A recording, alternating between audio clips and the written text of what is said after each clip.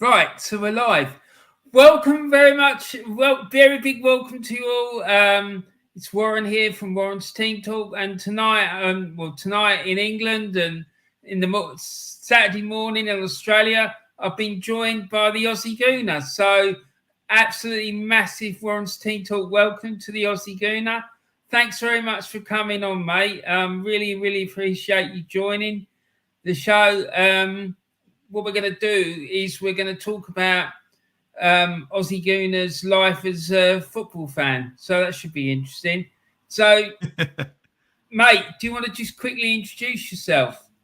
Well, if people don't know me by now, I'm the Aussie Gooner. I'm an Australian Arsenal fan. I've been following Arsenal since '92 from over here on this island. And to be honest, I've got my YouTube channel, the Aussie Gooner channel. It's on YouTube. It's been there for a bit now, and I'm a little bit crazy on Instagram. And to be honest, if you chat shit about Arsenal, I'm a little bit crazy most of the time. So there we go. Look, like he said, he's got his YouTube channel called the Aussie Gooner, and you can find him on Instagram as well. And the links for that will be in the video. And as he said, he's a massive, passionate Arsenal fan. So fair play to him. But Steve, let's get into it. So you said just there that you started watching Arsenal in 1992. So can you just give me a sort of brief rundown about how your interest in football first started? Well, to be honest, as a kid, football's always been a game that you enjoy playing. There's a lot of different sports that you enjoy, but I had within the family, family members that were into football, enjoyed the game, and so as a child, it was like playing the game as best you could, but having family members that you could talk to and discuss football and look up to as well. And in my younger years, not watching Australian football very much because it wasn't something exciting to watch, but playing the game a little bit more. And in my early days, I remember sitting down with a cousin who was a big Liverpool fan, very big Liverpool fan. And back in the days of fucking huge satellite dishes in Australia, you know what I mean? Those ones that took up most of your backyard, right? And honestly, having not to watch maybe not live games because he'd be recording them, but watching them on the old VHS, recording games and watching them on VHS. And I remember watching, you know what I'm talking about. It's fucking Super VHS. This is how old I am. Fuck. And fuck. And I remember watching Liverpool play. This is the days where Liverpool still had Ian Rush. And they'd come off. I mean, even though I wasn't really aware of it because I was only younger, they had some pretty good success in the 80s, in the late 80s as well. And to be honest, I'm watching Liverpool play after game after game after game, play team after team, and same old thing. And it was the game against Arsenal at Highbury that I was watching. Again, not live, guys. There was fucking no live. And I saw Arsenal at Highbury, and Highbury. What I remembered from it was just so close to the pitch. You know what I mean? And I really liked that. It was just so squeezy and tight. And then watching Arsenal, and this is under George Graham. So these are the days of George Graham. These are the days of, Tony Adams, Ian Wright, Andreas Limpar. We're talking donkeys. And might even be, I don't think it was Alan Smith. I can't remember really. And to be honest, I watched Liverpool play them. And of course, I'm supposedly watching Liverpool play them, not really watching Arsenal. But I started watching Arsenal. And one of the goals that I saw was a goal by Ian Wright. And once I saw that goal, I fell in love with him. It was the way it was a ball that was played over the top. I think it was Andreas Limpar who switched play from the midfield and crossed it out of the midfield to the left. And Ian Wright was a little bit further down from halfway. And he jumped in the air and controlled this ball, much like you see the statue of Dennis Bergkamp. And he's controlled this ball so easily. It was like so natural. And he's gone on to score, and I've just, as a kid, just gone, what the hell have I just seen? Because I couldn't imagine doing it as a kid. What? And then it wasn't long after that I saw Andreas Limpar from about halfway, maybe about 4 meters from halfway, just take a crack and score. And that was the point. I remember looking up at me at my family member and saying, I like this team. And he goes, yeah, Liverpool are great. I said, he goes, but we're having trouble. I said, no, I like the other team. And that was it. And he looked at me, and I've watched game after game after game after game of Liverpool, and now all of a sudden he goes, "You like them?" I go, "Yeah." And I didn't even know who they were. I didn't even know who I was watching. I just liked the way what I saw. And he's like, "That's Arsenal," and I've gone, "That's it. I'm following them." And since '92 till now, I've been Arsenal through and through, up, down, draw, win, lose, fucking 2 a.m., 1 a.m. It doesn't fucking matter. And yeah, we ended up smashing him in that game as well. That's right, we did. And I've heard you talk about that game before. And just to remind myself, the other day, and I sent you the link on Instagram. Yeah, I saw that. I saw that. It's do you see the image? How grainy it is? How old it is? It's not clear and perfect. No, it's probably some guy's got that off a VHS tape or something, It's all fucking shaky. And you know what? Like, you look at that game, and the one thing that gets to me is like, the older players couldn't do it, in the modern day. And I'm like, no, the modern day couldn't handle the older players. That's the way I see it. Because these are players that left it on the pitch. It was 95 minutes of it was pure hell. They don't stop. I just don't think that the modern game could handle that sort of commitment. Yeah, exactly. I mean, you had the likes of Martin Keown and Tony Adams, and you just didn't mess with them. Do you know what I mean? If you mess with them, you were ending up getting injured. As simple as that, Tony Adams, and this is what most people like. Tony Adams was a little bit of a nut job, but he could stay cool. Martin Keown wasn't a little bit of a nut job. Him and Vinnie Jones must have been mates, because Martin Keown would do some things, but he was like Martin Keown was very good at smashing a player, but hiding it. So you get away with it. Except for the game at Old Trafford where he jumped all over Nisseroy, but that's another story. That was a good memory. But anyway. No, but that's interesting, mate. That sounds like you had a big circle of family and friends that you used to watch the games with, and I've had it as well. Like over here, lots of people think in Australia it's rugby league, then rugby union, and then Aussie rules, and that's it. Right? Because I was going to ask you about that. When you were growing up, did you ever get involved in any of those sports as well? I never enjoyed rugby league, and it wasn't that I didn't like hitting people. I enjoyed that, but I just didn't enjoy the game. I just found it boring. Because here, right, rugby league is a game which is played like in the north of the country, and where I live, we play union, right? I can't stand that either. Huh? I don't like union either. I can't. Rugby's just not a game for me, mate. I mean, the thing is about league, what I don't like about it is it's just constantly stopping, starting, stop, start.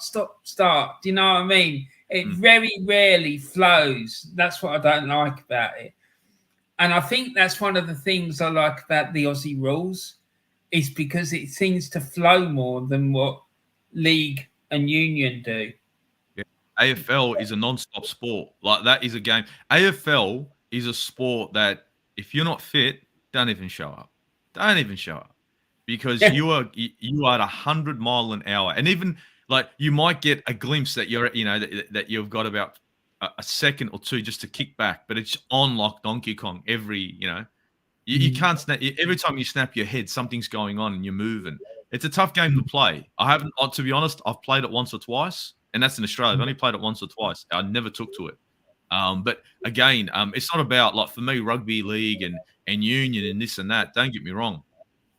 It's all like I said, I don't mind hitting the person, but it wasn't a game for me. It's just I enjoyed football a lot more, and then later on, of course, more boxing. But yeah, I enjoyed football a lot more because it was just it was very much very much a team game and very technical, and that's what attracts me to attracts me to anything in life.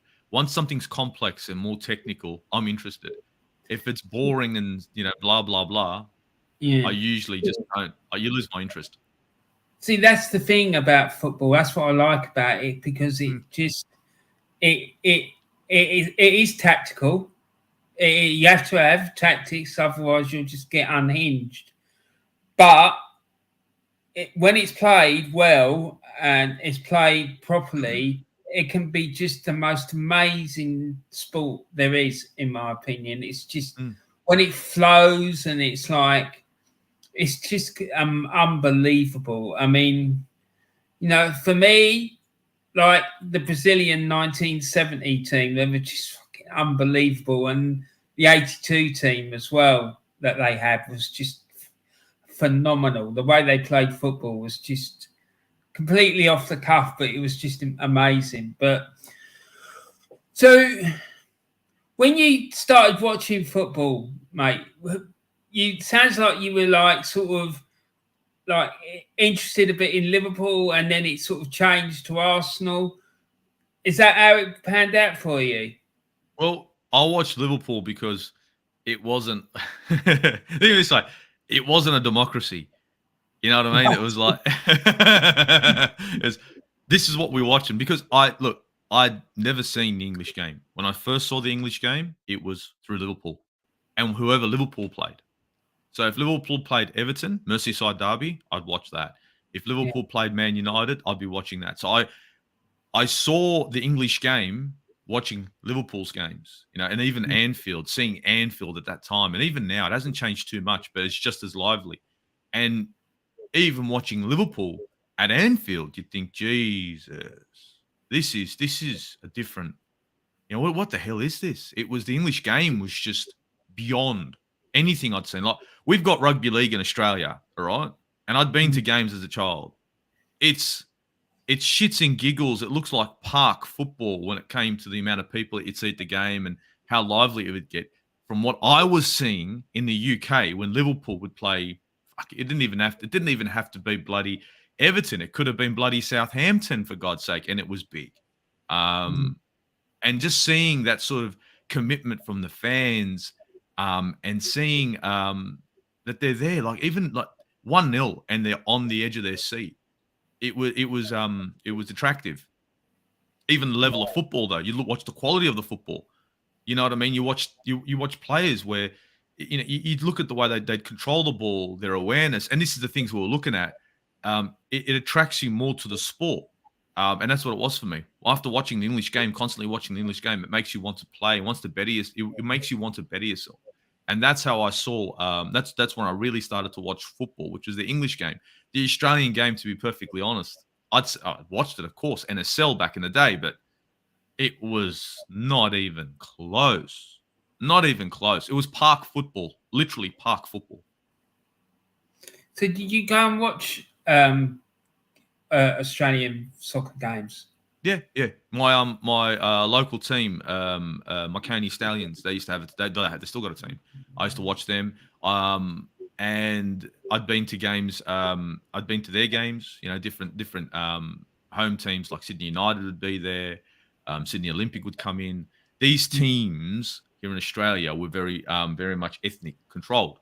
So you'd have your Sydney United ethnic backgrounds. They'd come in, and that would be the whole team would be mainly this ethnic background. My Coney Stallions, their ethnic background, which is like Italians, Croatians, of course, which are Sydney United and Marconi respectively. The passion was there. The quality of football wasn't. I'd watch after watching more Premier League, or not Premier League. Sorry, it wasn't Premier League back then. We're talking like League One. After watching more English football and watching Australian, keep comparing, it was apples and oranges in quality. In Australia, the game was so far behind. And still is to this day, that you'd watch the game and I'd be like, why is it, you look at the mistakes we were making on the pitch, and I'm watching Liverpool play, and I'm just shaking my head because you wouldn't see that mistake. And what the hell are you doing? You shit. You're not supposed to be doing. You know what I mean? Like, make a run, mate. Stop standing still. Stop lobbing the ball forward. Play out from the back once in a while. But anyway, I remember like years ago. I think it was in the mid-80s. The Scottish national team played a playoff against Australia for the World Cup. Yeah, no, I would have been. I don't think. Wouldn't be before my time. Mate, it was brutal. This team, they got really badly criticised. The Aussie team got really badly criticised for their overly aggressive tactics. Do you know what I mean? Because they just went out and they were really, really physical. And I remember there was a lot of criticism from the British media about the way they approached the game and stuff like that. And I remember the game in Scotland. Scotland won 2-0. And then it went down to, I don't know where it was played in Australia. But they played in Australia and it was a 0-0 draw. But it was real hardcore stuff. And I was thinking, my God, these guys, they certainly know how to handle themselves. Do you know what I mean? Yeah, Australian football, in Australia, you got to know how to hit.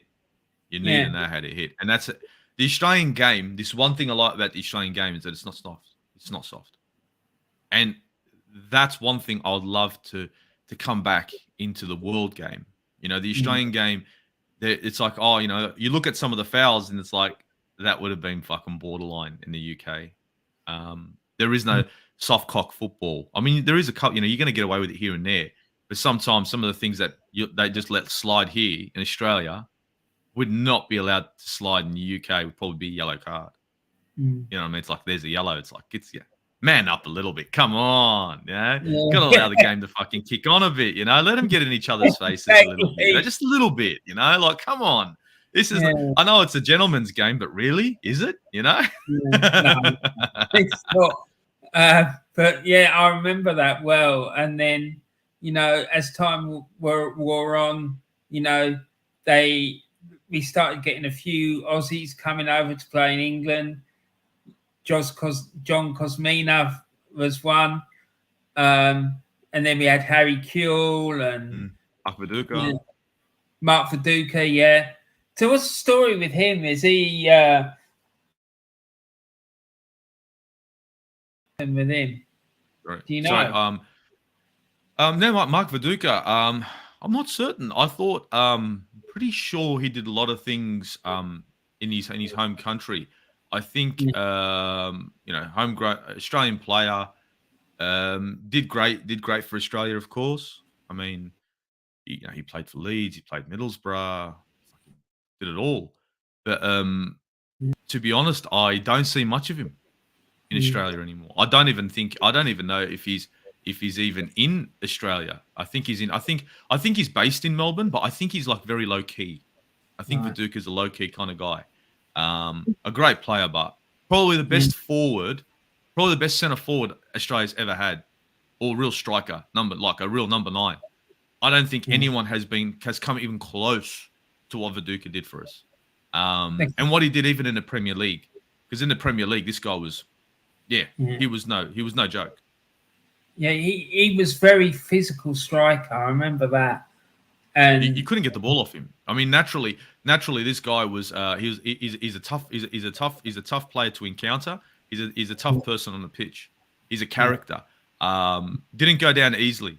Never to take him out, you would literally it'd have to be a clear and blatant foul.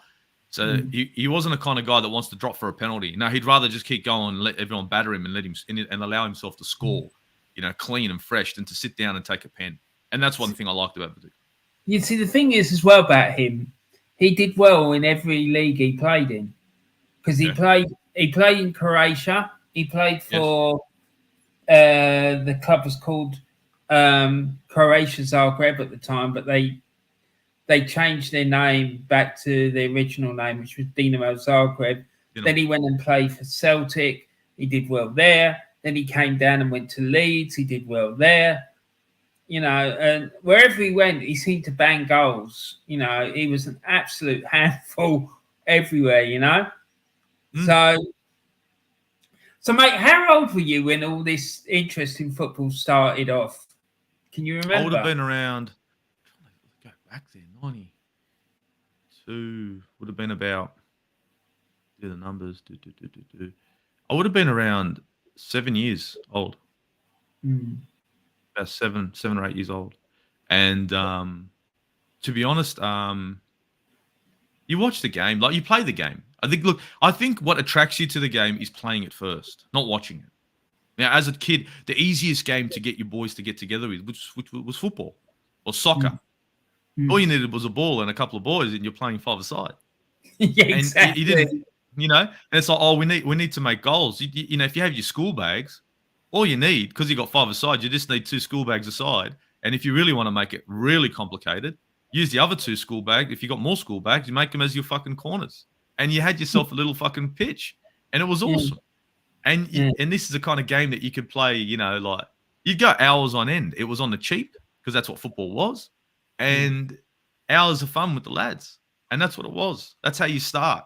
But it was only afterwards that then I started watching Premier League and blah, blah, blah, that you keep on playing. You're playing at school, you're playing after school, you're having some fun with it. That's what it's all about. That's what I love about football, is that you don't need too much. Did you have a team at school that you played? It was literal fucking. When we had school, we had in Australia, you've got what they call school sport, and then you go out with your school and represent your school against different teams in school. So in a local district. So yeah.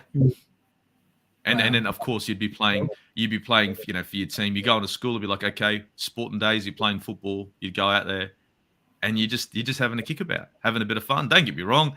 It's just like it wasn't, as you see the Australian team play, is how we play in the fucking park. If not worse. I mean, and back then the rivalry with nationalities was still very much there. The races would cling to each other because the racism was still there. It still kind of is in Australia. But in the 90s, it was still abundant, where you had your ethnic backgrounds, you had your Anglo-Saxon backgrounds and your Asian backgrounds and all that sort of clinging together. So many a school would be more of one ethnic background, where the other schools were more of another ethnic background. And that's when you'd see a mix-up. So, but usually us mixed up Europeans and Arabs made the best footballers. You either had guys that were really good on the ball or guys that were quick. And then you had the guys that were a bit like me, where it was like, try and get past me, see what happens. Exactly. Good man. Just to see what happens. I'm not going to show you the inside, but I'll take you all the way out to the wing and then all the way out to your bus. All right? Watch yourself. So, when you were growing up, how easy was it to get to see like English football on TV or? Oh, hard, mate. Almost impossible. Almost impossible. Like, you're not going to see it on normal TV. No. If you're lucky, you'd have a wrap-up every Sunday night on SBS for about 30 to 40 minutes of every game. It was the wrap-up. It would have been about 11:30. You'd get that. If you had like some people had dishes, they were just jumping in and picking up, sort of stealing the game and then picking up fucking, all different channels all around the world. And because they had a decent sized dish, they were able to do that. So that's why they'd pick up games here and there. And to be honest, I'll be straight with you. I hadn't watched a live game in like 92, 93, 94, 95. Hadn't, because there was to get it, to be able to, as the later stages, to be able to have live games in Australia, you're paying money, decent money. And of course, I mean, from my background being a very humble background, that wasn't something that we were able to afford to purchase, especially buying a satellite dish that would cost you thousands, back then. When we're talking thousands of dollars in the 90s, we're talking some serious money. We're not talking biscuits. We're talking some serious dollars when you're talking thousands, so that's why if you were able to afford certain bits and pieces of equipment that would allow you to get games in that, you were laughing. If not, well, then if you knew someone, you were laughing. No, because you know, I can remember like back in the day that pubs, like, the Irish community were well known for it. They would like in London, they would be able to intercept signals of matches where the Republic of Ireland were playing, and then beam them in through their satellite dishes or some other thing. I don't know how the hell they did it, but they did it. And they were able to watch their games when they were playing away in some far-flung place in World Cup qualifiers, European Championships, and stuff like that. So, yeah, it was. I mean, when Sky came on board, that's when it started getting difficult because they came on board and you know you had to pay, and then it just like from there it just got more and more and more difficult because of the money. Do you know what I mean? And if Yeah, you, Rupert. That was Rupert. That was Rupert Murdoch from yeah, exactly, that and fucking prick. Yeah. exactly. Listen about him, the better. Yeah, he's a fucking yeah. Rupert Mongrel. Murdoch. He's a mongrel, think- you lot say. Yeah, so you know, it just did become really difficult. I remember, and you know, as time went by, there was all these different channels, and you had to pay for this one, for that. You had the live games, you'd have to pay extra for that, and you know, you'd have like, you know, the big boxing matches where they get to pay per view and all this. That sort of started to kick in a little bit. It hasn't gone full. I don't think it's gone full flung with that yet, but I can see it coming. I can see it coming where you're going to be able to buy a season ticket, like for watch football on TV, and you'll be able to watch every single game. You know, it's getting that silly. Like for Australia, we started watching English Premier League on Foxtel first. And of course that's pretty sure it's a Rupert Murdoch thing. And that's when it was. I think it was about 95 that Foxtel was out in about 94. Guys can correct me if I'm wrong. And that's when we started to be able to just go, you're paying for it, you got Fox, click, you can watch it. And you could watch games and this and that. And of course, it stayed with Fox for a long time. And then because eventually, you know, as you get older, I had gotten older, I'd started working. Foxtel was something I purchased. Don't get me wrong, it wasn't the cheapest, but you got it anyway. And I literally got it. The Premier League. I didn't give a shit. It's like, what do you want with your Foxtel? Premier League. No, you're going to get that. What else do you want? Premier League. I didn't give a... Just give me whatever the fuck I get with Premier League. I didn't give a shit what else is there. I didn't give a crap. And that's how it was. And now, of course, it moved on from Fox to Optus. So in Australia now, if you want to watch Premier League, you got to have access to Optus to fetch. And then if you want to watch Champions League, if you want to watch Europa League, then you got to have Paramount. And so now you got to have so much shit just to watch fucking football. It's not funny. So what do? You got to pay for it. When satellite first came out, we had two companies. We had Sky, and we had this other one called British Satellite Broadcasting, right? BSB. And then what happened was eventually Sky bought out BSB, and it was called... Yeah, and I think it was called for a while Sky BSB or something like that. And then in the end, they just dropped that, and it's just Sky now. So, yeah, it was quite interesting, you know, and watching how it all developed and whatnot. So, but do you want to... Can you tell people that story about... You told me a few weeks ago, I think it was, about how difficult it was for you to get replica kit or the replica shirt or whatever it was, because that I remember absolutely blew me away.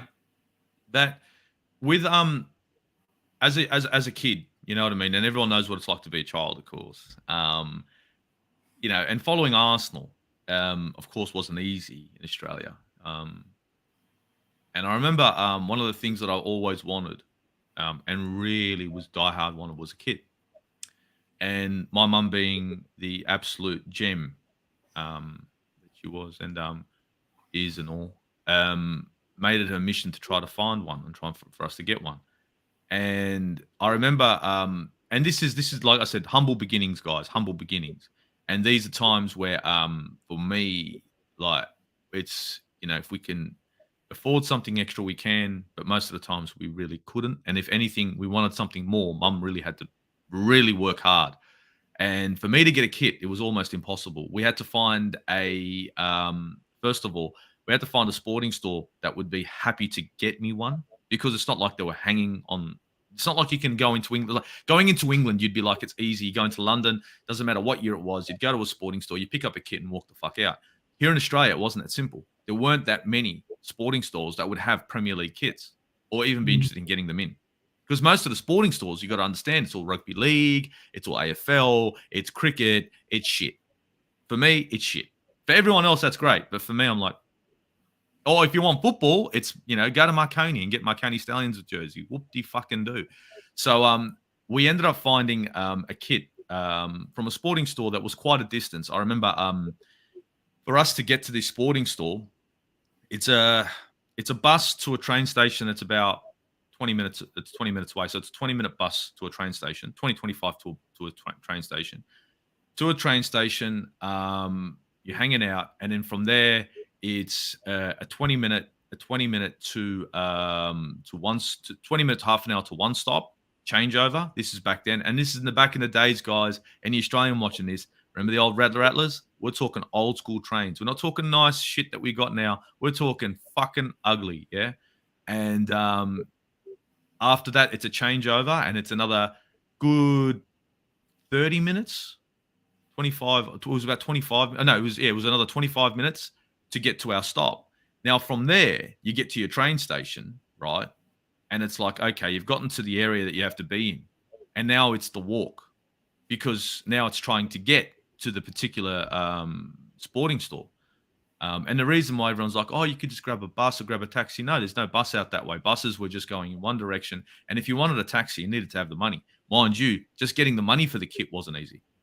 So it's like, okay, it's mum, me auntie, and myself at the time walking to a sporting store. I think we walked about 20, 25 minutes, 30 minutes to get to the sporting store in order just to pay for the thing, right? To pay for it, right? And then do the same trip all the way back, because it's not there. For them to order it in, and then for me to come all the way back just to pick that kit up. Oh. And that was my first kit. They didn't post it out to you then? No. Fuck yeah. No. And that was my first kit. That was my first kit. That was my JVC kit. The one, the gunners all the way through.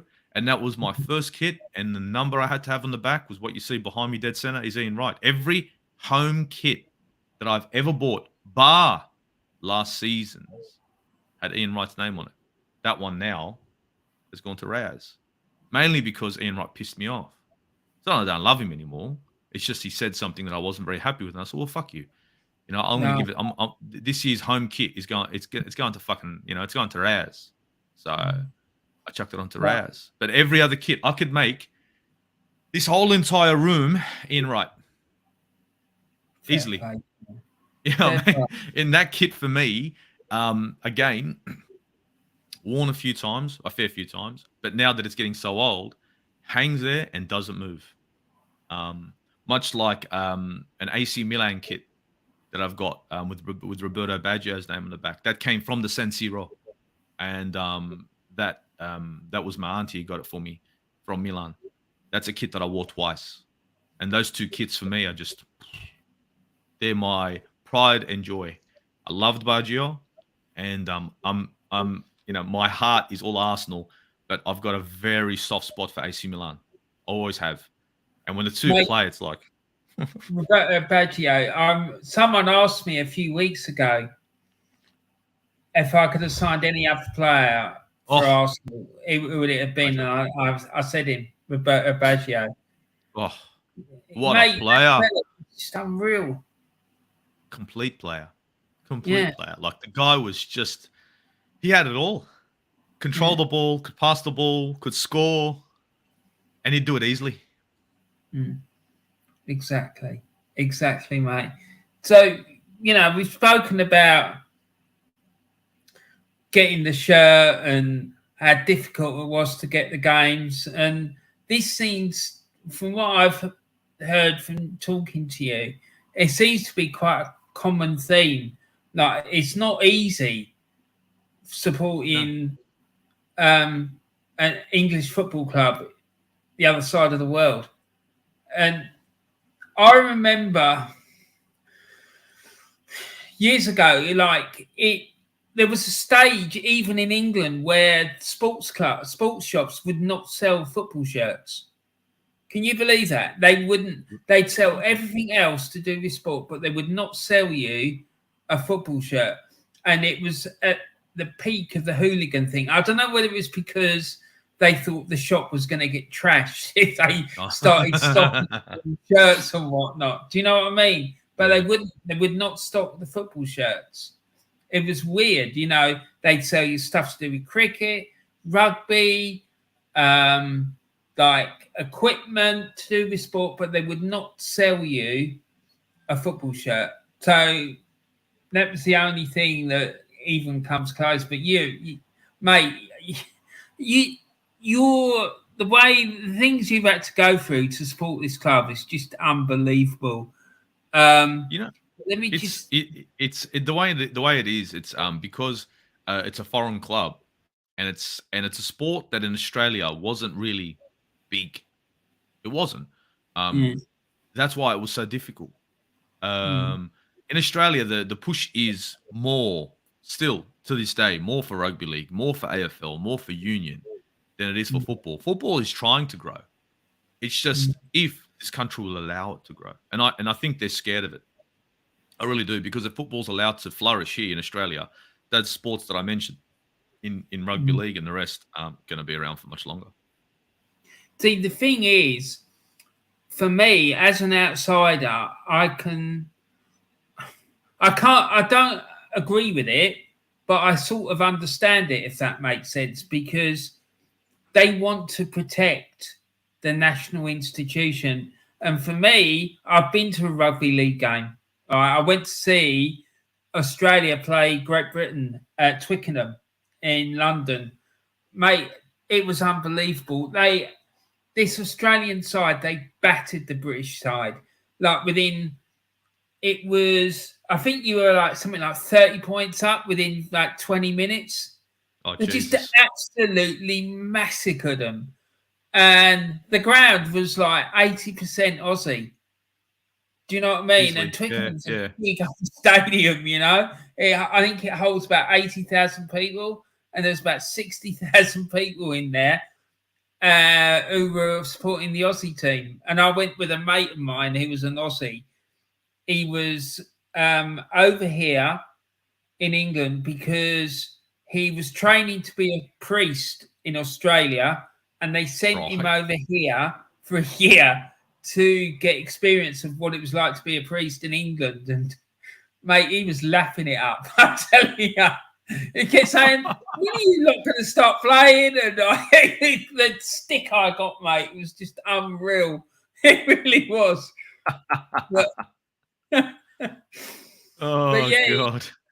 Yeah, no. What the hell?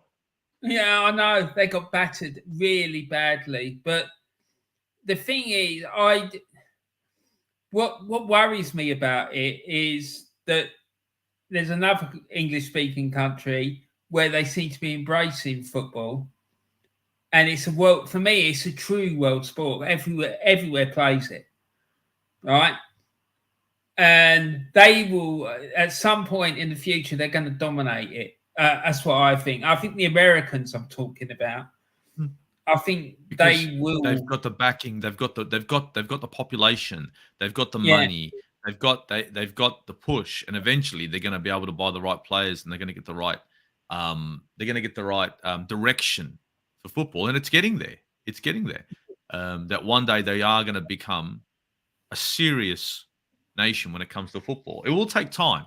It will take time, but they do have the population. They do have the financial backing. They do have the facilities. They just need the direction at the moment. Absolutely. And the thing is, for me, look, I've always seen Australia It always seemed to be getting progressively. There was for a spell. It was seemed to be getting progressively better at football, and particularly when we had the likes of Harry Kewell, Mark Viduka, and Golden Mark era. Bosnich, and all those guys coming into the English game, and then there was the guy who played for Arsenal recently as well. Why we let him go, by the way, I just don't understand that. Matty Ryan. Yeah, and that was stupid because Matty Ryan, I remember when he came to Arsenal, I'm like, now we've got a good number 2. This is who you got to keep. And then we let him go. I go, you fucking idiots. This guy's a good keeper. He's we got Tina Turner in there now, and we let Matt Ryan go. Like, what the fuck, stupid. And it was free. And he's a diehard Arsenal fan. What the fuck's wrong with you people? I know he's not the biggest bloke in the world. He's not the biggest keeper in the world. He's a good keeper, though. No, exactly. And Australia, sorry to cut you off, but Australia have always had good keepers. That's one thing that we've always been able, it's always, our goalkeepers have always been decent. And Matty Ryan, Mark Bosnich, great keepers, good keepers. But I don't know. I was a little bit surprised that we didn't keep him, really. And I think he was probably thinking the same because he wasn't too bad. See, mate, I remember that picture you sent me of you when you met Mark Bosnich, right? I mean, Bozza's a great guy. Yeah, and I was shocked at how big he was. He's a big boy. He looked fucking huge because I know that you're not a small fella. You're not. No, he's a big boy. He's a big boy. Mark Bosnich, he's a big boy. Like we're talking Balkan background. So anyone from the Balkans, Serbians, Croatian, of course, big boy. But a gentleman. Like this is the kind of guy that you're sitting down when you're gonna meet people, right? You're gonna meet footballers. You're gonna meet characters where they're like, "Oh, how you going, mate? Yeah, okay, nice to meet you, mate." And off they go, right? Mark Bosnich, when he sits down and he's talking to you, isn't the kind of guy to say, "How you going?" and off you go. "Oh, how you going, mate?" And he's talking to you because he wants to talk to you. And he's an absolute gentleman. Like, seriously, nicest bloke you've ever met. Absolute laugh, shits and giggles. And in my opinion, not because I've met him, no. I honestly think, and I've always thought this, that he was the best goalkeeper that we ever fucking had. And it is only because of his own unfortunate downfall, his personal life that came into his professional life that took him out. But I'll be honest with you, as a goalkeeper, I know Schwarzer and this and that, nobody has hit the heights that Mark Bosnich did for Australia when it came to moving on to Premier League clubs. We all know who he played for. Unfortunately, it wasn't Arsenal. But at that time, don't get me wrong, we had a wonderful keeper anyway. We had the best keeper, Yeah, he had a great career in England until that incident, which we won't talk about. No, we won't. But yeah, and I just remember looking at that picture, and it made you look tiny. And I know that you're not. Do you know what I mean? It was like you, and then there was him. I was thinking, Mark, how you going, Mark? All right, nice to meet you, mate. Big boy. You should have seen him even after, because we met him, right? Because this is hilarious. You'll love this, guys. So we get down here in Australia. We met him on a cruise that was put together by Sheikh Mansour for Manchester City, right? And football capital, content creators and all that were all invited. And, Borche's like, we've got to go down, Steve. He goes, we've got an invitation. He goes, let's get down there. I go, yeah, let's do it. So football capital, all right, if you guys don't know, Borche's a Man United fan. Obviously, we all know who the fuck I follow. On a fucking cruise with Manchester City supporters everywhere. Don't think they weren't getting paid out. No. We were fucking giving them shit all the way through. We're eating their food, having a laugh. It was shits and giggles. Funnily enough, we weren't the only non-Manchester City fans there. And that's when everyone sort of huddled up. You saw Chelsea fans, United fans, Arsenal fans, and a little group. And you got these City fans. Oh, mate, it must have been hilarious. Big up, Sheikh Mansour. Big up. Yeah, no, exactly, because that looked amazing, mate. It really did. So, but when you were looking back when you were a youngster, do you have any real standout stories other than that game we talked about, the Liverpool game? You got any sort of standout stories that you remember from watching football as a kid, I should say, that you want to tell us about? Well, I remember when we signed Dennis Bergkamp. Right. Oh, shit. Now, don't get me wrong, because I watched Serie A too a little bit here and there. When he came to Arsenal, I hate to say it, I was like, this guy's shit. He's shit. And honestly, I remember saying, I go, this guy's shit. He's rubbish. Like, he's not doing anything. And I remember as a kid going, what the fuck do we get this guy for? He's useless. And then he scored.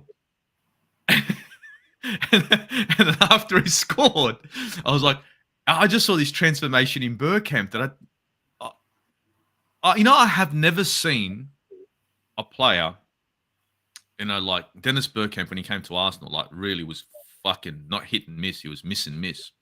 But after scoring a goal, I'd never seen a player who, after Dennis Bergkamp, who played poorly, scored a goal, and then went on to play as well and to turn into the player that he did for Arsenal. I was just absolutely shocked because after that, it was fucking like a freight train. This guy was on. And I found myself every game watching for him. I'm Ian Wright. Yes, I love it. But I'm watching to see what the fuck he would do. And I remember as a kid seeing Dennis Bergkamp play, it was just... I hadn't seen something like this. So this was just... I'm watching him fucking playing. This guy, he's thirsty for goals, the control, his awareness on the ball, knowing where every single player was. He's playing a game, and it's as if he's using peripheral vision wherever he goes, and he knows where every player is going to be. And I hadn't seen this before, and I was in awe of Dennis Bergkamp. Don't get me wrong. Still, Ian Wright's my guy, but I was like, what the fuck? He was just a different class. The thing that stands out for me about him was that hat-trick he scored at Leicester. Oh, yeah. He's unbelievable. Every one of them would have won goal of the season on its own. Do you know what I mean? It was just ridiculous. Mate, he was, you know what it was with Dennis Bergkamp? They call him the Iceman. And for me, I understand he was just cool. He did everything like it was natural. Like it was, yep, I know. The goal against Newcastle, I remember watching that game and not knowing what the fuck just happened. Because in the run of play, when you're just watching the game, if you watch it, because the camera's just gone shift, all of a sudden, it's just the ball's flicked and what the fuck has just happened? And he scored, so I'm jumping for joy that was, yes. But how did he score? And then when they go into the replay, you just think, for fuck's sake. Oh, don't get me wrong, tech is on. When you're out there, if you can, it's hard enough to do when you're fucking practicing it, and it's good luck to do it, right? To get that flick. Tech is and shit. But to do it in a game with a real deal defender on you, Premier League defender on you, and to make him look like a fucking clown. And to beat the keeper as well. It's a different level of cool. Like, shit, that's ice cold. That's ice cold. Like, seriously. It's just mad, isn't it? It really is, Anyway, so moving on. When you were a youngster, who would you say your favourite player was? We've talked about Ian Wright. Would that be... Ian Wright. Yeah. Ian Wright, all day, every day. It did it. Thierry Henry, Ian Wright. I remember when Ian Wright was see you later alligator, and the club let him go, right? I was gutted. My heart sank.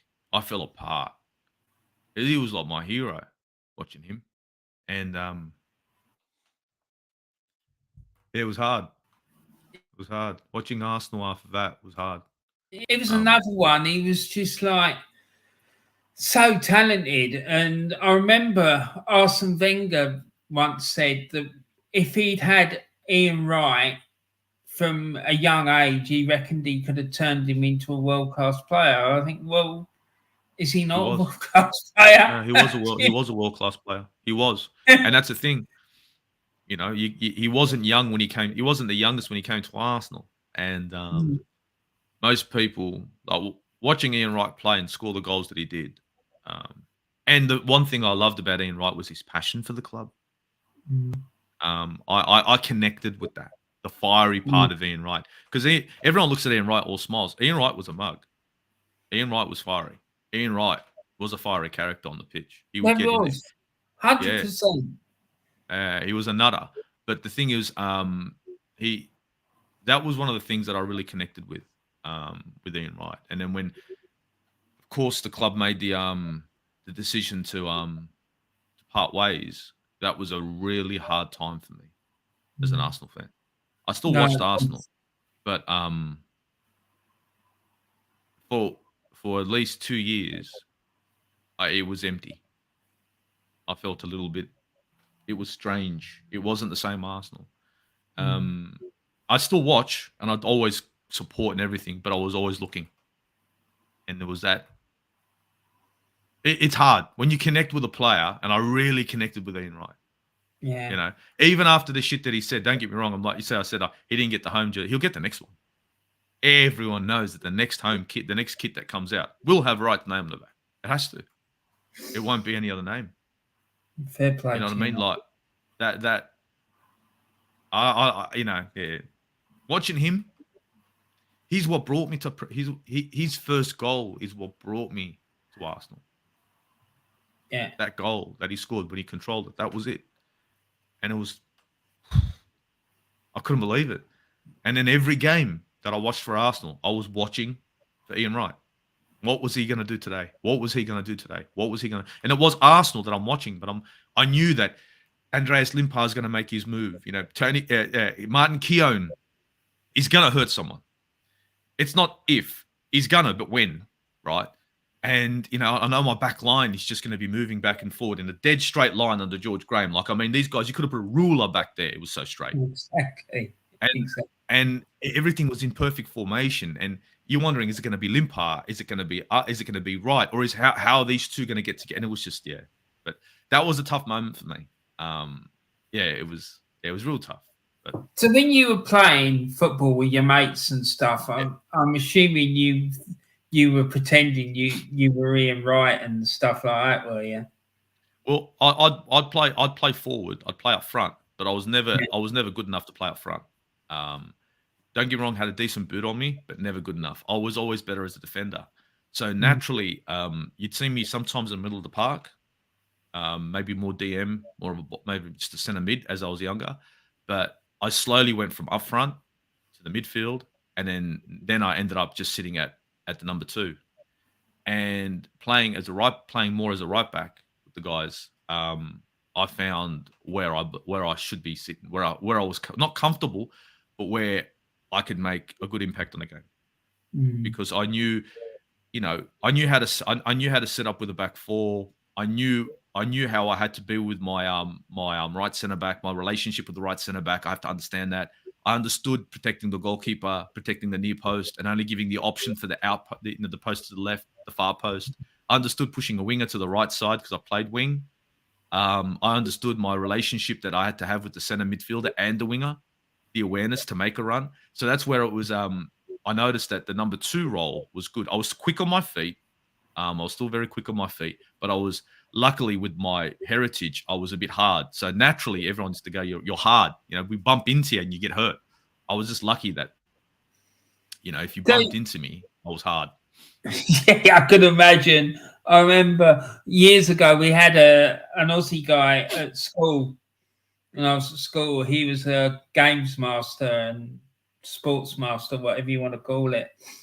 And we had a football match, like boys against the masters, right? And I was up against him. He was playing left. I think he was playing right wing, and I was playing left back. And I tried to nutmeg him. Jeez, that was a big mistake. He just absolutely flattened me. He just like bang like that, and like he helped me up and just like shook my head and said, "You'll be all right. Don't worry. Get up." Suck it up, sweetheart. Suck it up. Yeah, exactly. It was hilarious. So, Steve, how do you feel about the game at the moment in Australia? I mean, obviously you've got Ange doing bits in Scotland with Celtic, albeit it's not a great league, but he can only beat what's in front of him, and he's doing it. Mm-hmm. But generally speaking, about the game in Australia, how do you feel about it? I think the game in Australia, the problem with it is it's in Australian society, not it's looked as like third tier compared to AFL. It's like third tier. It's like you got your AFL, you've got your rugby league, maybe a union, but then you've got soccer or football. And that's the biggest problem. It's going to take time for football in Australia to grow because it's a sport that I feel that Australia, not as the people, but in the background, they don't want it to take off. They don't want it to grow. And at the moment, I'm a die-hard Wanderers fan. Western Sydney Wanderers through and through. No other team. You know what I mean? We had, then before Western Sydney Wanderers even existed, there was, of course, Sydney FC, the Sky Blues, who I couldn't relate to. Their Sydney FC being the Sydney City is the way I used to see them in my mind. That's Sydney City. I'm in Western Sydney. It's too pretty for me. It's too nice. I'm in Western Sydney. Ain't nothing nice about Western Sydney. You know what I mean? And then when the Wanderers were born, and I never watched the A-League, guys. Now when the A-League was born, because I couldn't connect with Sydney FC, I didn't watch the A-League. I didn't. And I'll call that on myself. I didn't give a fuck. I'll take the fucking heat. You didn't watch the A-League? Nope. I didn't connect with Sydney FC. And I couldn't connect with the other teams. So that's on me though. But I say it to a friend of mine, I said, when we do get a team in Western Sydney, and it's not about the area, it's more about the feel, then I'm going to support. Because I know what I'll get when we get a team in Western Sydney. I'll see what I saw with Arsenal back in 92, 93, that hard togetherness, that strong, that's what I wanted. And when Western Sydney was born, that's exactly what I got. Because that's what Western Sydney is. And so Western Sydney, being Western Sydney Wanderers, that brought me back to the A-League. The good thing about it was that the game started to get better. The quality on the pitch started to get better. The crowd started to go to games, but it was straight away media all over it. Hooligans. When there's more crap happening at rugby league games, more fights at rugby league games, that's just brushed under the carpet. One little thing would happen with football fans, and they'd make it massive, and they try to dirty up the game. Oh, look at these football fans. Football is so bad. Meanwhile, we've got rugby league players on cocaine, drugs, and God knows what else, doing what else with women. You know what I mean? Focus on that filth of a sport. You know what I mean? This sport isn't that dirty. And I'd see that. You got to be aware to this. And it looked like there was like an ongoing battle to take football or soccer out at the knees. And they did that. The crowds dropped off. They started policing the games, where if you're an active supporter, if you're a bit of a nut job like me, you were, escorted out. You were pushed out. I remember getting into arguments with ushers at Wanderers Stadium, and I'm the kind of guy that'll keep fucking going. And I'll keep going to every level. So we can sit here and talk, or we can sit here and we can have a go. You just pick what you want to do. Either way, I'm all good with it. And it's fine. You want to do this or you want to do this? It's fine. And it changed. So where it was, we want to make football a family game in Australia, the reason why the families were going was because the active support, the real supporters, brought the energy, the spite, the grittiness to the game, which is what attracted you to it. Well, you take that away, and now football's a mere shadow of itself. They're slowly trying to bring it back. And I hope that they don't make the same mistakes they made before, because if you over-police football in Australia, you'll kill it again. And this time, it won't come back.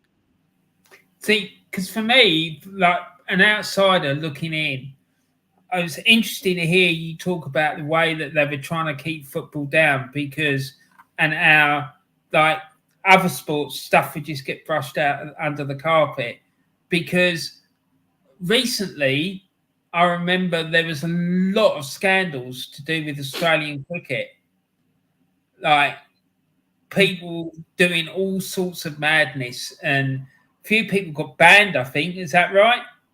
Honestly, I heard little bits and pieces about it here and there about cricket, but to be honest, I don't. I'll be honest with you, Warren. I don't give cricket 2 seconds of my time. Yeah. I can't stand the sport. I hate it. It's Really? fucking dead. Like, if you want to go to sleep, you can either watch Arsenal versus Bodo again. Just saying. Or you could watch any game of cricket, not just Arsenal versus Bodo, one game. No. Or any Tottenham game, anyway. This season.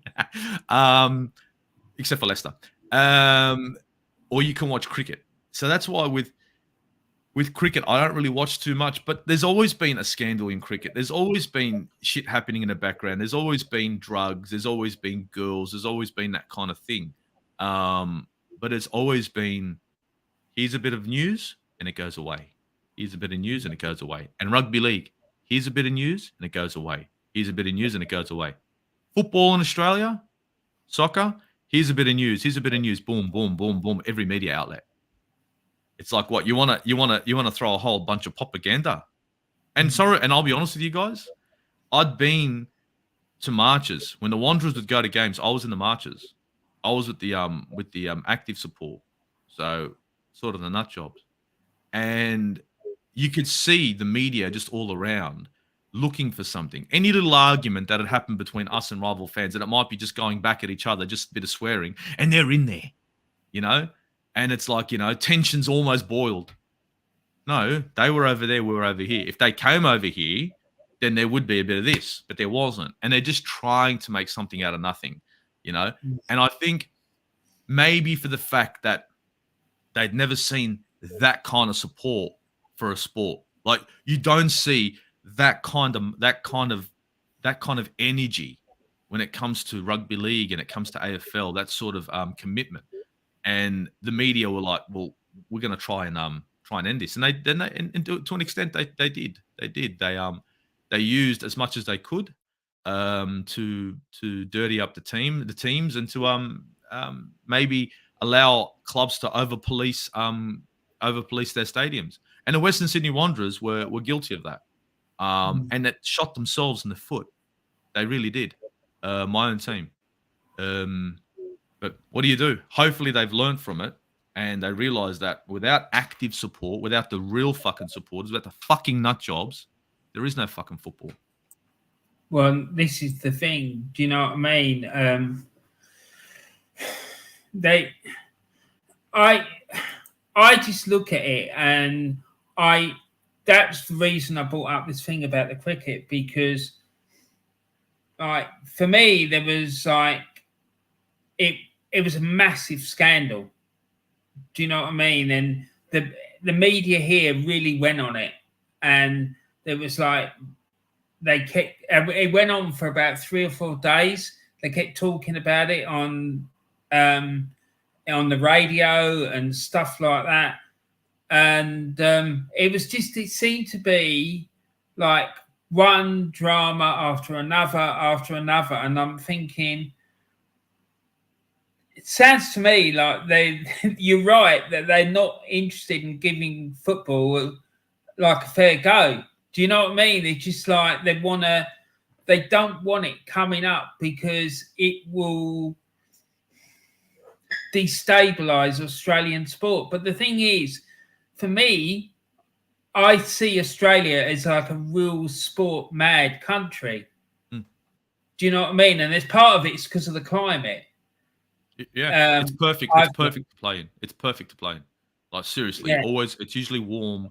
You know what I mean? It's great. And look, Australia is a big sporting country. It really is. But it's, you know, for them, if it ain't broke, don't fix it. It's been broken a long time. You just haven't realised.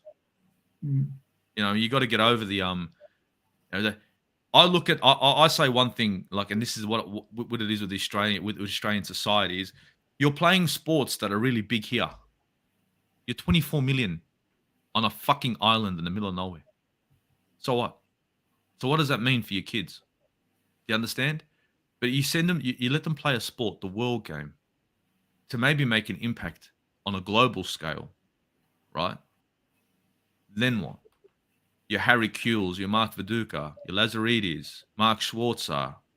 What about them? These are names that are known around the world. Mark Bosnich, all around the world. Won't be forgotten. You're going to talk about Jared Hayne? Who the fuck is Jared Hayne but a mug, right? But a mug. But it's like, we've got great rugby league players. Who will be remembered by anyone apart from someone in Australia? No one. So this is where I think that Australia needs to grow up. Embrace a sport that's been around for donkey's years and allow these Australian kids who are there's some great talents out there. Because a lot of people here would argue the point about what you just said, particularly about the union players, right? Especially around where I live. If you was to come with me, say you was over here and we went to the pub, right? I can guarantee you if we went to the right pub, it'd be full of rugby players, right? And they'd be talking to you about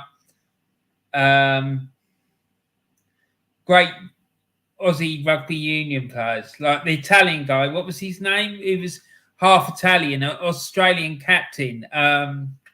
Christ, what was that guy's name? I can't even remember his name, but they'd be talking to you about him and few of the other ones. There was a really massive fellow who was captain. I think his first name was John. I can't even remember these poor guys' names, to be honest. So it shows you that I'm probably talking shit, mate. you see, you're talking about rugby union, and I just don't care about it. You can't remember these guys' names. Honestly, I'm not. I know, but it's round here, seriously, mate, round here, it's big news, right? Where I live, it's massive. Right? It is massive. Like, you know, the local team are in like 4th tier of English rugby union. Right, if the soccer team is probably about tier 12 of English football, you know, it's just, yeah, do you know what I mean? It's what I'd like to call the bush leagues. Yeah, exactly. Like, if you were, you'd probably rock up and they'd probably say, "Do you want a game?" You guys need a number 2, rightio. Yeah, exactly, mate. So, what for you? I mean, looking forward now to the World Cup, right? What do you think will happen with the Australian team there? Because you're in a group. I think you've got France, Denmark, and I can't remember who the 4th team is. But do you think you can get out of the group? I think it's going to be a tough call. From what I've seen from the Australian squad and from what I'm seeing when they're playing, I'm not. Look. These are the players we have. Yes, they're not the best quality, but I think a better and this is going to sound like some of the chit chat that you've heard about our manager at Arsenal. But I think if we got a real manager in, he could get a better tune out of this squad. I think he could. Unfortunately, I think Australia are going to struggle. I haven't been overly convinced in any of the football they've really been playing. I mean, we played New Zealand, and it was like, wow. I know that when we play against teams like France, Denmark, it's going to be difficult. I don't think the team has the right manager in the background, and I don't think Ange is the right guy. I've been calling for this for a long time, and I keep saying that our problem was that we haven't gone out there and got a real manager who can try and implement himself and create a style of football that these guys could play together. We've got Graham Arnold, who's good enough to coach a pub team. Right? An absolute fucking shit show. I've had enough of Australian football, or we should get an Australian coach. Why? What has he accomplished? Fuck all. This is the world game. This is the biggest. This is the World Cup. We're not playing fucking Marconi versus Sydney United, Western Sydney Wanderers, Sydney FC. We're talking World Cup. We're talking big deal. This is where the big boys come to play. and we're fucking around with a fucking manager like this, with a coach like this joke, get the fuck out of here. And I think Australia are going to struggle because of that. And if we do struggle, he has to fucking fuck off. But I don't want the next coach to come in to be another Australian. I don't care. Don't give me Ange. Don't give me any Australian. I'm sorry. And I'm not trying to, and it's not the race card. I want a manager like Gus Hiddink. Why did we do so well? Yes, we had good players. Yes, we had great players. But Gus Hiddink brought a style of football to that Australian squad that we have never seen ever again. Yes, the team was much better. Yes. But the manager was shitloads better than what we've ever seen or ever seen since. And I think that's the reason why Australia will continue to struggle, is that stupid mentality, right? That real backwards mentality, that fucking 1800s mentality of, Australian team, Australian coach. Go fuck yourself. Wake the fuck up. I agree with you. I agree with you 100%, mate. And, and I don't get that mentality at all. I don't. I just think it's stupid. It just doesn't make any sense. Why, there's no rule that says for the players, the manager has to come from the country that they're representing. It's just not there. It's not, the players, yeah, they have to, but not the coach. It's the right man for the job. It's the right man or woman for the job. I don't care. Yeah. I just want it to be the best we can possibly get. If you want this team to not struggle every time they're facing some decent opposition, then you need to find a guy who was, let's say, a decent manager before he can be a decent coach for Australia. This guy wasn't a decent anything. He wasn't a decent footballer. He's never been a decent manager in my books. If I met this guy, I wouldn't even... I saw Mark Bosnich and I was in awe. Fuck, it's Mark Bosnich. Let's go have a chat. Borcher's like, we should go have a chat with him. Let's go. Off we go. Mark Bosnich. If I see Mark Schwarzer, I see Mark Viduka. Fuck, Harry Kuehl. I mean, no, actually, Harry Kuehl, I gave Harry Kuehl shit. Probably won't want to come near me. But, but I see Graham Arnold, I'd probably walk past him. Actually, I would walk past him. Who the fuck are you? Mate, I wanted to ask you about this one player who I know, he was a friend of Shane Warne, right? Italian striker. One of the best, in his day, he was one of the best strikers in the world, right? Apparently, he was born in Italy, moved to Australia, and grew up in Australia and played football in Australia, then moved and played football in Italy. Guy by the name of Christian Vieri. Do you know about him? Oh, yeah, of course we know about Vieri. Great player. Gun player. And I couldn't believe it. He was on this sports program and Shane Warne was on it. And they brought him out and, mate, he's like full-blown Aussie. I couldn't believe it. Christian Vieri, yeah. 100% Aussie Ocker. Yeah. I couldn't believe it because I thought he was like about as Italian as they come. And then I saw him talking to Shane Warne and the two of them were like best buddies or something. It was unreal. Yeah, look, honestly, absolute gun player. Would have been, I mean, and look, an Australian, a real, I mean, he was, of course, not born in Australia. It was Italy. I can't remember. Where was it? I can't remember where he was born in Italy. Might have been Bologna. Maybe. But gun player. Would have been a great not Australian talent. But it never was, unfortunately. Absolute wonderful fucking player. But yeah, didn't stick around, did he? Did his time in Italy, did great. What do you say, eh? Sometimes, look, there's a lot of players out there that have got an opportunity to play for here or here. What do you do? See, the thing is, I remember he was like one of the best strikers in the game in his day. Yeah. He was quality, mate. Could you imagine him for Australia? Could you imagine him at that time with the team that we had, the World Cup team that we had, if he played for Australia? Fuck. It would have been unreal. Oh, it would have been. Oh, mate, we're going to win the fucking league. We're going to win the World Cup. I'm telling you, we would have been knocking on some door because we were knocking on. We got ripped off back in the day against Italy, but anyway. But with him on the squad, with him in the team, fucking hell. But what do you do? Exactly. It never worked out, did it? No, mate. No, but I just wanted to ask you about him because I remember seeing it on the TV and I was shocked because I honestly thought he was like as bad as Italian as they come. But no. Yeah. He's how you going, mate? Yeah, exactly. All of that as well. It was great. So what I want to do now is I want to move forward and talk to you about what it's like for you, like in the present day, watching football in Australia and some of the challenges that it gives you.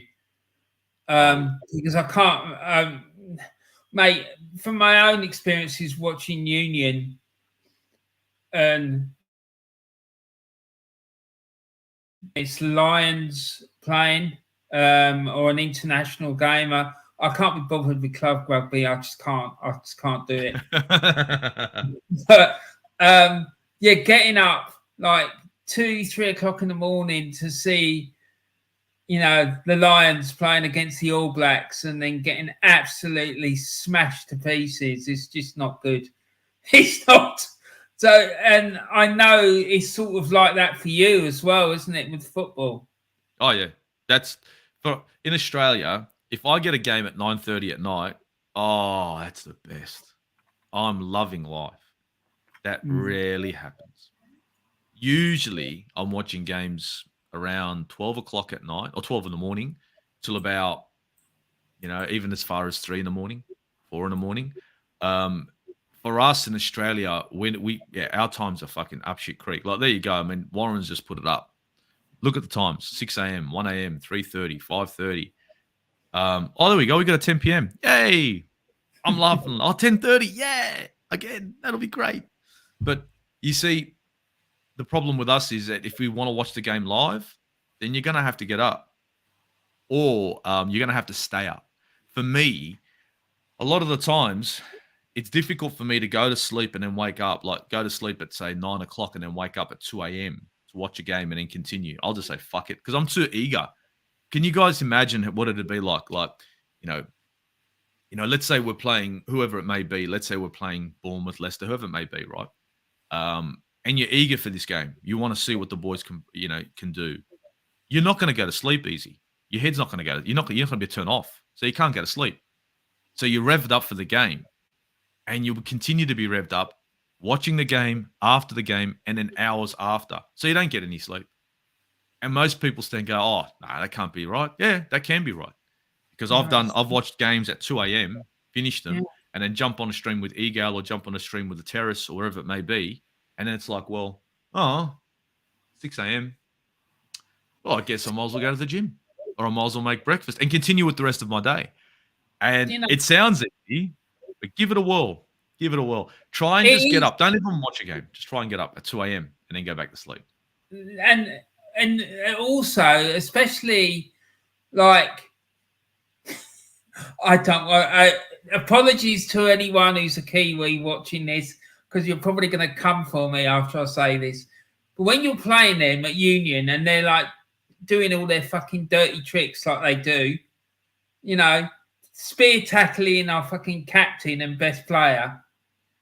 That's all right. Remember that when they fucking got hold of that fella and they just like turned him on his head and he's fucking dead. Could have killed him.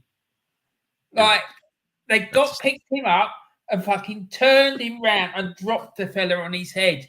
And it's called a spear tackle, right? And it's the most dangerous tackle you can do because you could kill someone doing that. Broken and neck. Then you're like fucking revved up, you're really raging with anger. And then on top of that, you've got up in the middle of the night and trying to go to sleep. Oh, no, it's not going to happen. You're not going to go back to sleep after seeing something like that. And on top of that, you get slapped and you get like, the equivalent of 7 or 8 goals scored against you. You're just like, what the hell was that all about? Do you know what I mean? It's Why horrible. was I? Why did I even? Why am I still up for this? Yeah, And then you know what exactly. happens, but early with Arsenal, it would be like, why am I up for this? Right? I can't believe this is previous seasons. What the fuck am I up to? What am I doing up? Am I up for watching this shit? Really? Don't worry, next week I'll be up again. So I have the argument. It's like you're a fucking idiot for being, but I'm up again the next week. Don't worry about that. I'll still be up. It's regardless. It's you got to follow your team, and for a real fan. And I'm not saying that for not you don't get up, you're not real. No. But when you're really into the team, you don't want. And with social media, it's a bitch. You don't want to miss the game, then wake up and you're on social media and then they give you the scoreline. Then the game's gone. You know what's going to happen. It's watching it then and there and being, oh, wait a minute, how are we going to change things up? They're countering us. How are we going to change up? Should we get tighter in the back? All these kind of things that you want to see live and not see him on a replay or see him on social media with a scoreline. So that's why most people in Australia haven't got it easy. You know what I mean? Every Australian football fan who watches Premier League hasn't got it easy. If they're getting up for the games, they haven't. They're all getting up at 12 o'clock, 1 o'clock, 3 a.m. And especially like a weekend is easy. Like a Sunday morning, that's fine. I don't mind because that means it's just my Sunday. It's my day off. But picture this. It's Monday morning, 2 a.m. Now you're finished up. You got to go to work. How do you think you're going to be at work from the whole day on Monday? You're going to be fucked. And that's a reality. And then there's the midweek games. You know what I mean? It's the times they kick in at 1 a.m., 2 a.m., you can try and go to sleep. Good luck. If you can do it, big up to yourself. But when you wake up, you're going to be a zombie. I mean, look at this one here. Wednesday, the 31st of August, Aston Villa at home. Kick-off, 5:30 a.m., right? That's then not too bad. There was Saturday. That's all right. I can do that.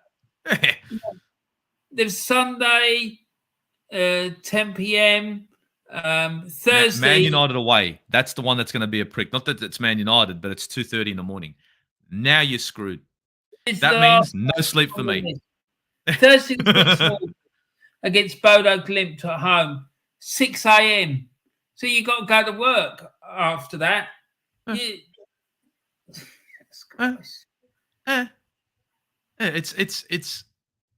the way it is, and this is where people go like when you look at international fans, right? And it's like you're not, and the discussion will be, well, you're not from London, you're not from here, you're not from there. It's like, yeah, it's easy to be from London and support Arsenal or Tottenham or Chelsea. Very easy. I just find that argument. Walk out from your house, hook a left and hook a right. Nice and easy, isn't it? Yeah. How about I take you out of that region, I bring you over to this island and tell you support them fucking here now. Try it now. Try it on. Because it's crazy. So where's the boundary then? Right? Do you have to live in the same road as the stadium, like Jez did? Right? Or is it 2 roads away? Or is it, a sort of 2 mile circumference around the ground? What's the boundary where after that you're not allowed to be a fan anymore? I just find it absolutely crazy. Borderline racism. Really do, mate. Borderline racism. It's borderline. It is. Because it's like you're not from London, so you can't support Arsenal. All right? Jump on a fucking plane, come over here, let you get your night's sleep, and then you can say that to my face and see if I don't put you in an envelope on the way back home. You won't need a plane ticket back. I'll just put you in fucking Australia Post. Because at the same time, what gets to me is Arsenal has grown, right? As a club. Why? Why has it grown? Because it's an international brand. Exactly. Because all these clubs, all these people around the world love the team, and to say, oh, you're not from London, you're not from England. How can you love Arsenal or Tottenham or Chelsea or Manchester United or whoever it may be? You can't question a fan. You really can't. Because at the end of the day, that's who they support. And if they're supporting them through and through, that's fine. If they're jumping and tossing and turning between teams, then you can say he's just a fucking mug. Who cares? But when you have a person who's 100% behind the team, win, lose, or draw, right? Then you can't question them just because they're not from the region. And if you do, It shows how small you are. It shows you've got very small character, a very small sight as well, that you can't see that the game is bigger than that. A few years ago now, saw this guy by the name of John Lydon. I don't know if you know John Lydon. He was the lead singer of a punk band called the Sex Pistols, right? The fella is massive Arsenal fan. He grew up near the ground at Highbury. From about the age of 5, he started watching Arsenal. Wow. He now lives in the United States, and he was talking about American fans. And he said, in America, you can watch every single game. Right? There's no problem getting to watch it. You can watch every single one. And he said, when they talk to you about football, he said, they're not talking nonsense. They're very, very knowledgeable. And, you know, a lot of English fans, they think that people from overseas, they don't understand the game, they don't understand the club, and they talk rubbish. Do you know what I mean? And that's what, and that has been my experience, what I perceive as being what their mentality is, right? And I just find it ridiculous. And, you know, there is this thing that, you know, English football is the bee's knees. And at the moment, it is strong. I have to admit it is. But to sit there and come out with that crap, because it is crap, it's just absolutely ridiculous, mate. I'm sorry. It is. I just find it really, really offensive. And if I was a foreign fan, I'd get really annoyed. And I just want to big you up for the way that you fucking went for that fella the other day when he started all that shit about. Oh, that was a deflection move. That was thrown in. That comment was just to deflect the person off a topic that I wanted to discuss. So that was, I'm going to throw a spanner in the works and see how he reacts. I box. I box. Man. A lot of people get into the fucking ring and say, I'm going to throw a spanner into the work and see what happens. When you box, you're going to expect there's going to be a spanner. It's about how you take care of that and then impose yourself. Because when you box, it's like, well, he's going to come in with he's going to try and impose himself. I've got to take care of that. How am I going to impose on him? I need to fucking change it around and turn into a fucking giant and take over the whole ring. So that way you've got nowhere to go. You feel like you're swarmed. So when that happened, I was like, oh, okay, you want to play this game? Give me 1 sec. I'll sort that out, put you in your place, let you realize that it's real easy. And after he realized that he fucked himself, unfortunately, we went on to the discussion that we had afterwards. Now, don't get me wrong. After it was all said and done, of course, apologies all round, and that's all good. When a person apologizes, I'm sorry, and this and that, that's fine. And, you know, that's cool. As soon as someone apologizes, I'm sorry, look, I fucked up, this and that. I'm fair enough with that. But I'm happy if I have to, you know, to change people's attitudes, you know, or when they stuff up. Everybody can be wrong. And this is the one thing in the YouTube world that I try to tell people. I didn't become as good as I am at what I do by being right all the time. It's about being wrong, making the mistake, right? And whether it be football, boxing, anything that you do in your career, and learning from your mistake and moving forward. In the YouTube world, everybody doesn't want to be wrong. Oh, I'm wrong. Oh, they're going to put it on me. I'm the guy that says, oh, yeah, I was wrong. Fucking big up. I learned my lesson on that one because now I'll understand it next time. And that's why that's going to further your knowledge. You know what I mean? And that's what makes you better. That's why when we faced Tottenham, I was the one saying that we're going to win the battle in the midfield, not up front. Everybody was talking about front three. Their front three, our front three. I was the one saying it's going to be the midfield. Midfield. And check me out on one touch after that debacle. And it was one in the midfield. And it's like, well, how'd you know that? Because I was wrong so much that I was corrected so many times. And now I understand what to look for. And that's what it's about. So the one thing in YouTube, and I try to stress, is have your opinion, right? Try and back it up. And if you're wrong, it's okay. But when you're wrong, listen to the person who's trying to correct you. Better yourself. So next time you won't be. Hence the reason I had the argument with Liverpool fans and them looking for excuses over the loss against us. And I've said to them, don't look at how we won. Tell me what you did while you lost. In this world, in YouTube, and whether it be in football or whether it be, you need to be wrong sometimes so that way you can be right most of the times. And with the mentality of, oh, you're an Australian fan, you're a British fan, and a British fan's going to know more about football, bring them over. Sit them down in the football capital in the studio. Let's play. Let's see how that works out. We'll talk football. We'll talk football all day. The thing is, I don't just watch Arsenal, guys. I watch every team that can be a threat to Arsenal. So that's why when I do my previews and my reviews, it's like, oh, you know so much about. I watch these fuckers. I watch them transition. I watch their players. I look at what they're trying to do. And then I look at Arsenal and think, okay, I know what we have to do. We need a boop, boop, boop, boop, boop. And that's how it, and that's football. It's a chess game. So just because a person could be from India, China, Japan, remember, if they're happy to be wrong, right, most of the time, and then correct afterwards, then these guys are going to be very good at what they do. You always have to leave the door open. You know what I mean? You never judge a book by its cover, as they say. Have a read of the first maybe 30% of the book. Judge it then. 100%, mate. Well said. So, Steve, can you take us through what your normal match day experience is like, sort of from the start to the finish? What happens, what the time frames are, those sorts of things. Oh, that's easy. So what I'll do, let's say it's a Sunday game, right? Sunday morning. Yeah. My Saturday, like today's a Saturday, right? My Saturday is me getting up, heading to the gym, right? I do 2.5 hours training, whether it be throwing hands. No, I'm not throwing hands 2.5 hours, but whether I'm throwing hands or lifting weight. Most of the time I'm lifting weight 4 times a week. And I power lift.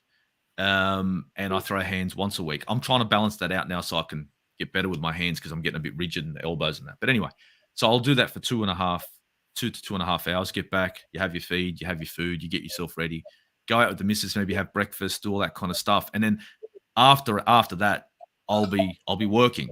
So then I'll do 6 or 7 hours of work that afternoon till night.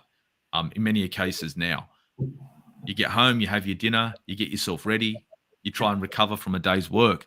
And now it's about 9 o'clock or 10 o'clock at night. You're just winding down. So you can't really get any sleep before the game because you're only just winding down. And if you crash and sleep now, you won't get up.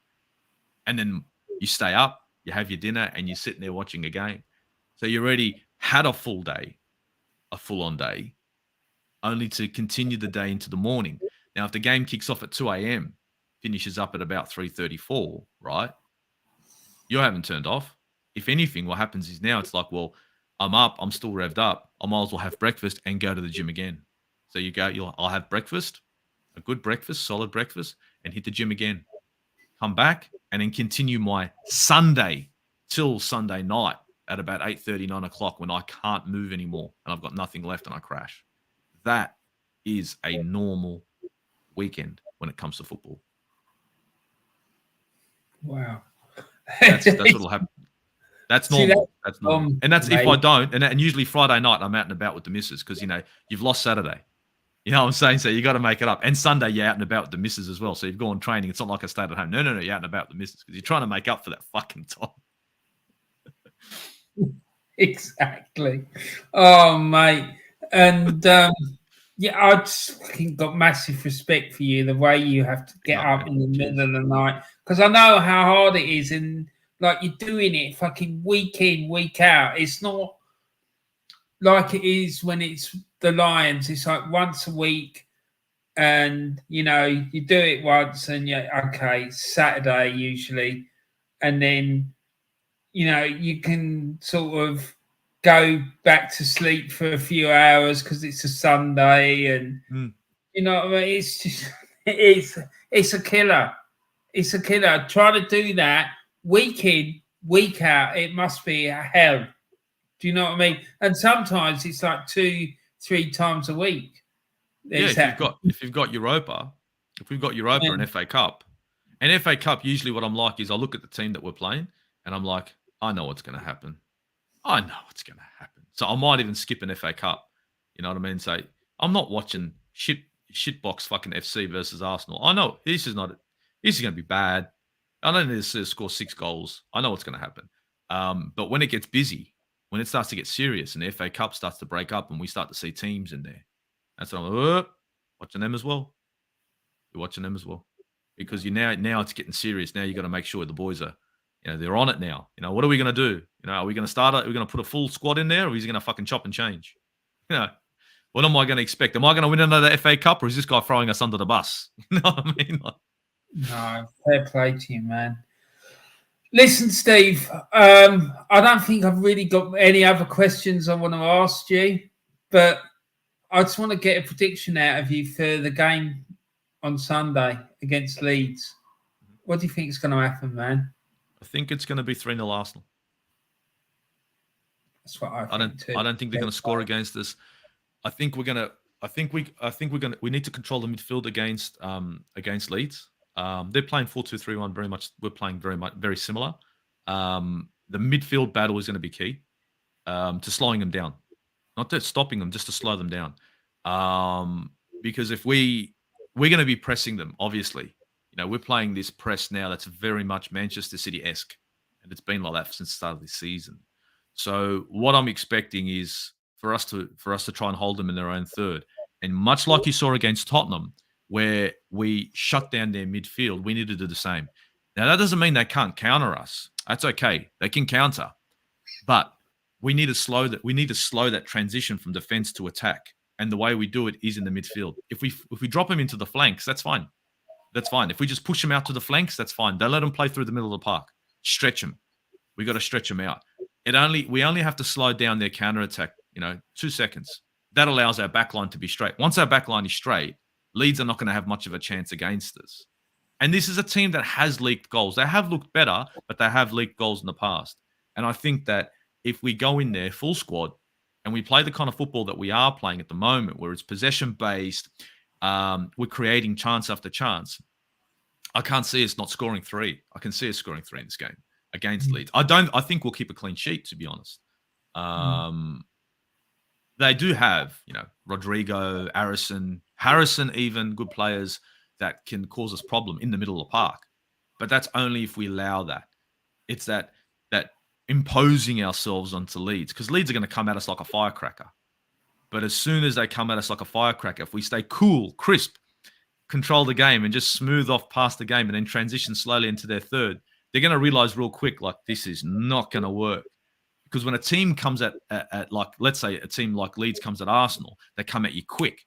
And all you do is recover the ball, smooth, quick, crisp passing. And all of a sudden they've gone from Arsenal's third to their own third where they're defending, and the passing continues in the same manner. It takes about 3 or 4 notches off their game. It's like, oh, shit, they're grinding now. They're pressing us. And that takes away the confidence, because early on it's like, let's see if we can hit them. And if they have some success with that, they're going to try and continue. As soon as the first 2 times they try to hit you, that they hit a wall and the transition is smooth, crisp and clean, that's when they kind of fall back into their shell and then allow fucking Arsenal to impose themselves. And I think that's what's going to happen against Leeds. I think Leeds are going to drop on this game. But that's my opinion. No, I agree with you, mate. I went for a 3-0 as well, because I just think I think we'll have too much for them. We do. I do. I just think we're going to overpower them. Just because I know that they're under their previous manager, they were quite energetic and whatnot, but I just do not see them really bothering us. They got some good players, but I don't know. I just think we're in such good form at the moment and so high on confidence. I just can't see how it's going to come unstuck. The worst case scenario, I think it would end up being a 0-0 draw, but I can't even see that because we just look so potent going forward at the moment. So I'm quite confident, mate, to be honest. So, look, we're going to finish up now, mate. But before we do, can I ask you to tell everyone about your channel and how they can find you and stuff, please, mate? Well, mate, like I said, the Aussie Gooner channel, the Aussie Gooner on YouTube. You guys can see me there, usually doing previews and reviews. I've got the yarn. I've got another show called A Spade that I'm doing as well. And of course, A Spade only comes out when I know that there's something decent for me to talk about. And the yarn, of course, I like to do in after a few weeks of football. I like to put the guys together, do a yarn, and just chit chat about what's been happening, what's been going on. It's real free flow. It's a real free flow show, the yarn. So you can find me on YouTube. You can find me on Instagram too. I am on Twitter and TikTok. Again, not that much though. On Instagram, it's the Aussie Gooner, of course. On YouTube, it's the Aussie Gooner. You'll see me on the Football Capital. You might see me at Warren's Team Talk as well. And big up Warren, honestly. I really rate you, mate. Like you're an absolute legend. There aren't too many, like they say, real ones, the terminology real ones in the YouTube world, and you're one of them. There are a lot of people that you'll find in the YouTube world, and guys, if you guys have watched this far, that aren't what they say they are. Do you know what I mean? And Warren isn't one of those. Warren is the same Warren that you see here. You'll see, us, me and him talking on Instagram. And big up yourself, mate. Seriously. I think the first time I saw you was on another channel, and just chatting to you in the comments, I thought, this guy's decent. This guy's all right. Yeah. Well, thanks very much for your kind words, mate. But please, everyone, make sure you go and check him out. He does brilliant content. And what he didn't tell you is that his tactical awareness is on point. That was the reason I asked you to speak about the Leeds game, because I knew that you would come out with all this stuff about the match and then what would work out. And 9 times out of 10, when you tell people what's going to happen, that's exactly what happens. It is unbelievable. It really is. Honestly, guys, his reviews and his previews are superb. And his sidekick, who he goes on as well, their Football Capital, is he's fucking on point as well. But yeah, honestly, you really are a top man, mate, and I love your channel. I think it's absolutely superb.